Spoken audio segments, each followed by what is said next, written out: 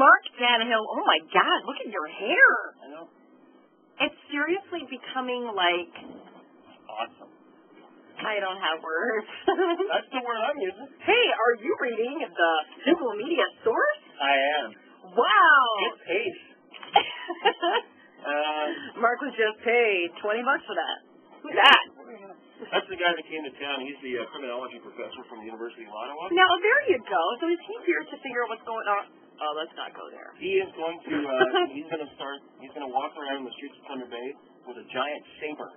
And he's going to take out criminals that have hoodies on. No, he says that we need to get to the source of the problem instead of like... The source of the problem! Oh! I know what the source of the problem is. What? Chipmunks. They're evil, and I think they're aliens.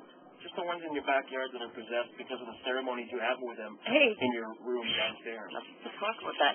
But you know what, though? We will be talking about aliens tomorrow. I have a story for you that was on the news, like the real news. Oh, yeah. These military people that say there are aliens? That's right. Freaked out by that, aren't you? Yeah, so tomorrow, stay tuned because they're on their way. And they look like that.